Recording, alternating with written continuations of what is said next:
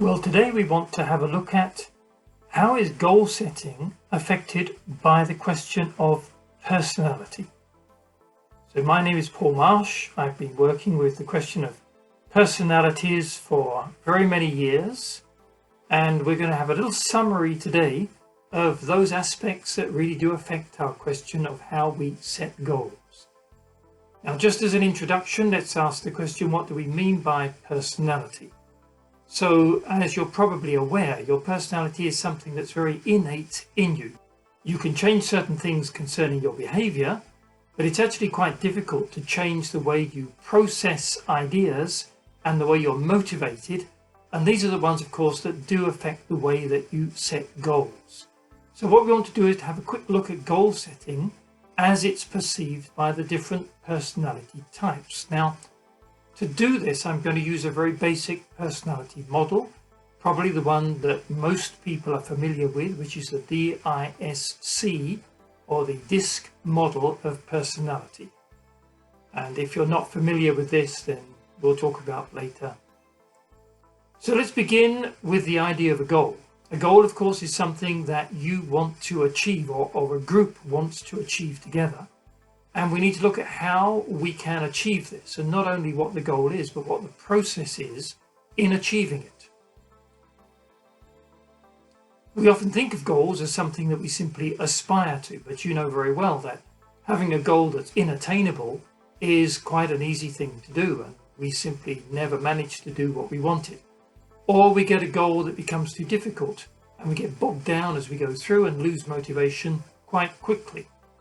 So we need to adjust our goals to the way that the people that are involved in them perceive particularly the motivational aspect. Let's have a look at the D type, what I call the developer organizer type of personality. So D type people are very motivated by challenge. Curiously, when something is difficult, this is what makes them inclined to want to try to conquer it. So when they think that somebody hasn't been able to accomplish something, or this is a goal that is particularly difficult, then they will plow into it and really apply themselves to be able to overcome this particular challenge.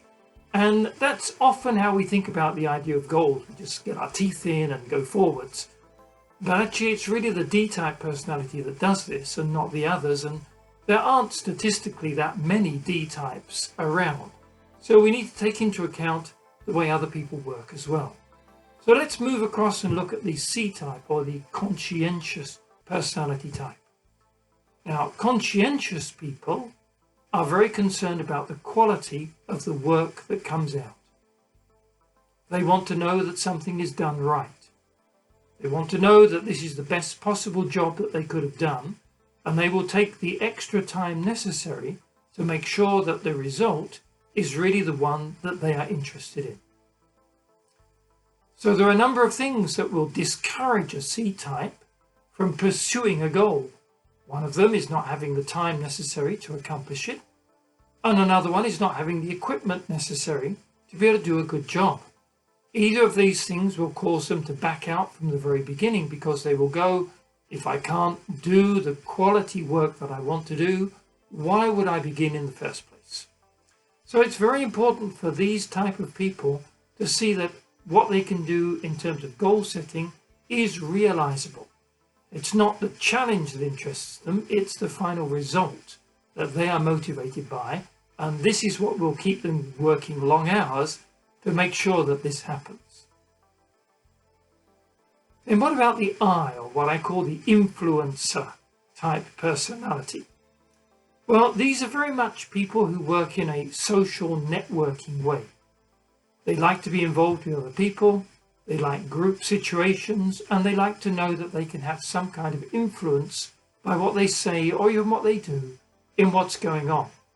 So their first question when they come into a goal-setting project is to go, is this going to be interesting for me in terms of my network, in terms of my relationships? And as they go through it, they want to feel that they are building friendships, they're getting to know more people, they're expanding their network, and also that they're able to have influence. So they will want to have feedback from the group but saying to them, yes, this is fun working with you. We feel as though we're getting somewhere. We can do this together. You're a good element inside of the group that we're in. Those kind of things will really motivate them to stay involved and to keep going. Now, sometimes it's true that an I-type person will not always make it all the way through to the end of the goal, but their interest in terms of relationship is what will keep them going.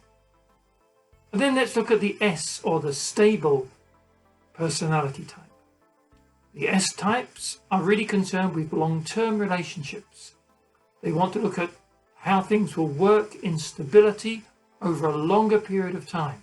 So what they really want to know is, what is going to happen? Will this promote good, stable relationships?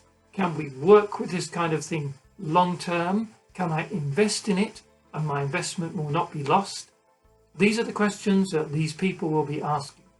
And if they feel as though the process is good, then even if eventually they don't reach the final goal, provided that the process has corresponded to their needs of forming close relationships and investment, then this will work well for them. Now, we very often think of goal setting in terms of growth or even in terms of more money.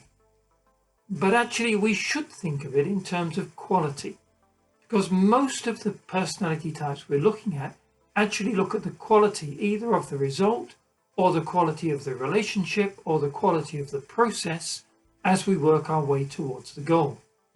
And curiously, if we do aim for quality, what we tend to find is the numbers also grow with it. The opposite is not always true. If we aim for numbers, then quite often the project fails part the way through because people simply don't stay motivated to work with it. Now, teams, as they work together, need to take these things into account, and the team leader has the particularly challenging task of needing to make sure that each of the different people in their team, according to their personality type, is able to stay motivated. And that requires quite a bit of observation and reflection, conversation and understanding. People typically abandon projects because of relationship problems.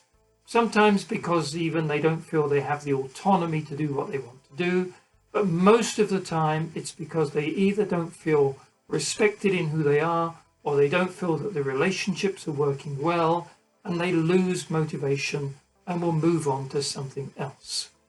We need to avoid this, and by looking at what motivates an individual and making sure that they are getting what they need to stay in focus is a really important part of the team leader's job. So if we want to accomplish our goals, then we need to take account of the people that are around us, and even for ourselves personally, we need to understand what motivates us and why we would want to stay involved in a particular situation and see it all the way through. Creating the right atmosphere for motivation is a central task, but it's also one of the most difficult tasks.